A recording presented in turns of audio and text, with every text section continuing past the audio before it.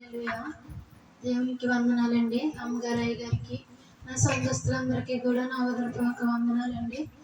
దేవుడు మరి వాతావరణాన్ని అనుకూలపరిచి మరి చక్కగా కూడిక జరగడానికి దేవుడు ద్వారా తెరిచారు. అమ్మగారి ప్రార్థన, అయ్యగారి ప్రార్థన, సంఘస్థులు ప్రార్థన చేశారు. అందరికీ నా హృదయపూర్వక ధన్యవాదాలు. మరి పోయిన నెల అలాగే గృహంలో పెట్టుకుందాం అంటే వర్షం కారణంగా దేవుని మందిరంలో పెట్టుకున్నానండి. అక్కడ కూడా చక్కగా దేవుడు మరి మాట్లాడాడు, దేవుడు జరిగించాడండి.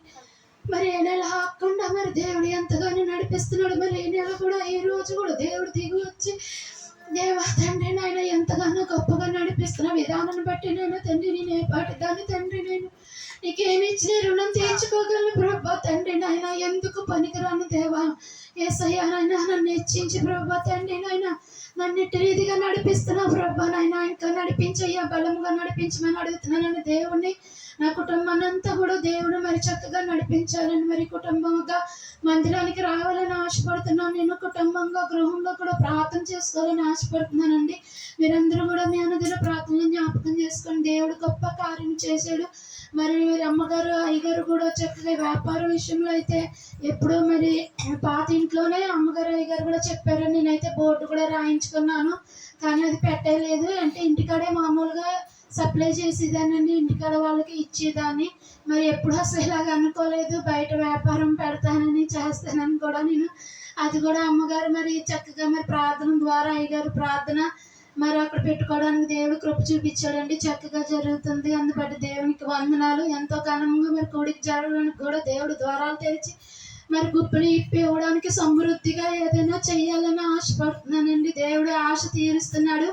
మరి చాలా సంతోషము. మరి మా కుటుంబం గురించి మరి మా భర్త గారి ఆరోగ్యం మరి పనిలో కూడా దేవుడు తోడుగా ఉండాలి. మరి కుటుంబంగా మందిరానికి రావాలండి. మరి అటు రీతిగా మీరు ప్రార్థన చేయండి. సంఘం అంతా కూడా దైవజనులు.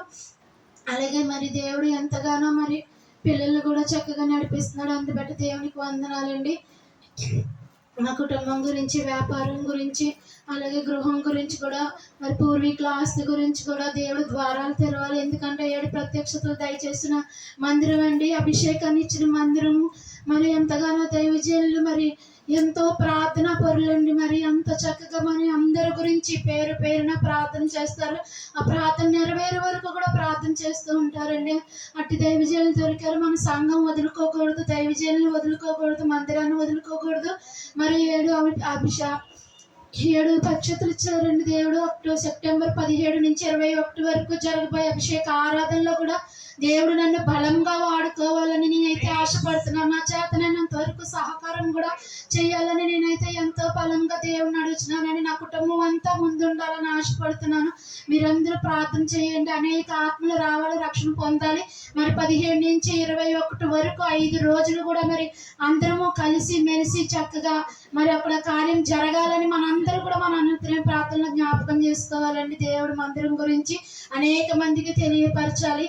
మరి అయితే నేనైతే వ్యాపారం కాడ కూర్చున్నానే కానీ దేవుడు బైబిల్ చదువుకుంటా, ఆయన శుద్ధించుకుంటే, ఆయన నామమే కనపరుచుకుంటా అలా కూర్చుంటూనే అలా వస్తున్నారని జనాలు కూడా చక్కగా అమ్ముడవుతున్నారు. అందుబట్టి దేవునికి వందనాలు. మరి ఆలోచించిన దేవుడికి, అమ్మగారు అయ్యగారికి కూడా నా వందనాలండి. సంఘం అంతా ప్రార్థన చేసినందుకు నా వందనాలు.